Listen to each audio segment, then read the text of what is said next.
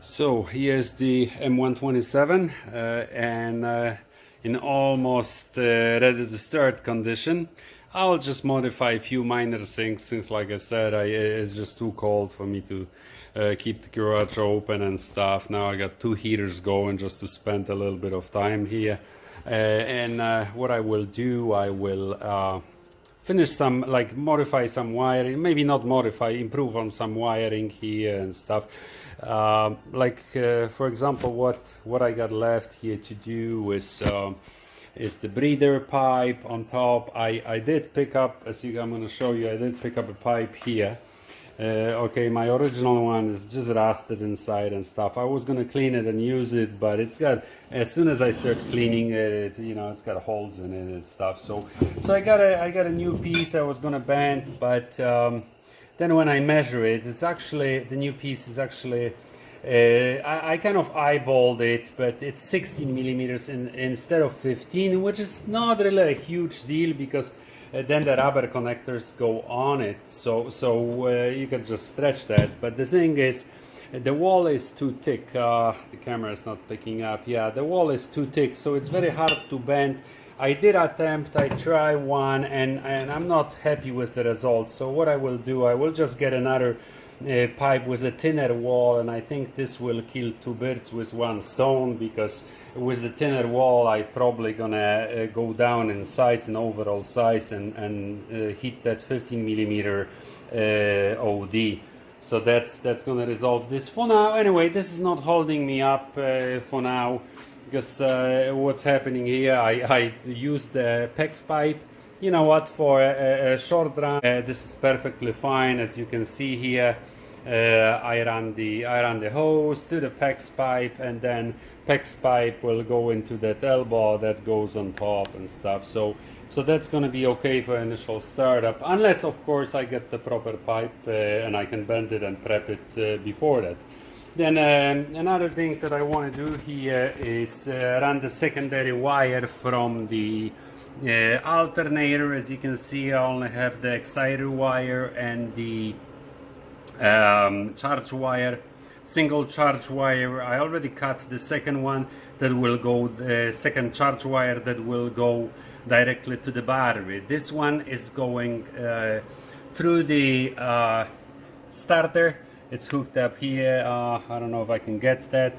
Maybe yes, somehow here. Anyway, this wire going through the starter and then through the thick 4 gauge to the battery. But second connection is will be going directly to the battery from the alternator, right? So that one thing. Another, I will hook up. As you can see, I prepped it here at the bottom. I have, since the engine is on the stand, I prep another ground, so I hooked up the ground and I'm running the ground wire. Here I will run that ground directly to the ground of the starter. So this way, and then from the starter I have the ground wire running directly to the battery as well. So therefore, there's no issues whatsoever. Now I was able to make the little post here. For the, as you can see, just insert that into the existing stand. This is aluminum. Yes, I accidentally terminated the video. Anyway, here's the starter plate. The starter plate will go on it here, so it's secured nicely, and there's an easy access to everything. So you see an oil gauge is just placed there temporarily. I have the vacuum gauge sitting on top. I haven't decided yet where I'm going to put this guy yet. There was here a free opening. I mean, normally there's a plug sitting here on my engine, so I decided to put a banjo on it and hook up my vacuum gauge there, so I can monitor there during startup. The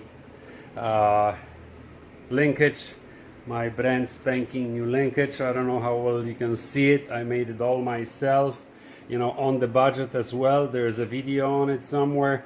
and you know, it's nice and tight, everything, there's no play in it for now. Although for now, as you can see, the crossbar is still unfinished. I mean unfinished. All I did was I cleaned it up, the pivot points, and lubricated them, because the place that will plate that for me cannot take any yellow stuff until February. So I knew if I dropped that off, you know, I'm gonna postpone the whole work for a month. That was a big no-no. So I figured I just clean it, put it on for now, and get the linkages all done and hooked up anyway. So as you can see it here, everything is nice. You know, I can pretty well shake the whole engine holding this. There's no play whatsoever. I'm very happy with the way it came out. You know, I refinished this piece, and except of course those tips, the ball links, they're old, but everything else here is done. There's no play and stuff, so I'm happy with the results. I got this, as you can see, this big chunky hose is there because I was gonna just kind of start it, but then decided against, and since it's so cold, I'm moving on with the other stuff. And I think this hose will go off as I'm gonna put the radiator on it. I have a spare radiator from the 300 SEL from W126, so that radiator will go on it. And I made another radiator stand. No, you can't really call it a stand. I would call it radiator support or something that I added to the stand I had. And it was so simple. It's hard to believe, but let me show you what I did. It's I grabbed the square tube again, okay, and take a look. It's off the shelf stuff. I can measure it right here. See, it's 3/4 off the shelf, tin wall, because you don't need anything super heavy and strong. All you have to do is just you know, weld a few pieces. Actually, not few, only 2 pieces together. There's one piece that is like 18 inches, I believe. I think that's what I did for my setup. You may have to change that. Yes, it's 18 3/4. That's what it is. And this one is like 30 inches or so, the long piece. So anyway, what I did, I drilled a hole here. I marked it down where the original holes are that hold the stand together. See, there's right there, you can see it. I already did that. So got those 2 pieces welded, then marked the hole where it's supposed to be, put that inside just like this. See, mark the location of the hole, take it out, drill it, and then all I have to do now is just put that screw through. I gotta find out. Okay, one sec. Well, for some reason that phone is turning off. The battery is charged. It's well charged, but anyway, that's how it looks like at the moment. So all I'm gonna do now is maybe do those wire, finish all those little things, and I still have to place this piece on. It's all finished right here. I just have to find those fancy screws. I know I bought a few of those new yellow zinc coated screws to go on it, so that's what we're gonna do. Oh, and the bracket, I forgot to mention the bracket. I just picked it up today. It's powder coated in semi-gloss black, like all the other components that are on the engine. So this way I can, this goes right here. See, I think we were talking about that screw here, that safety net for the timing chain.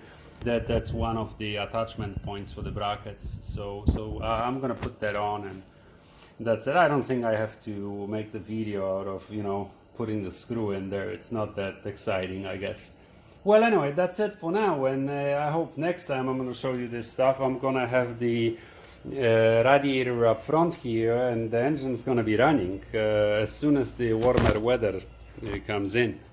So I mean warmer weather. Like if I have a day that the temperature is on a positive side, it's not below zero, it's not freezing, then we'll definitely start this beast up. I can't wait. Okay guys, so hope you enjoyed it, and have a great day.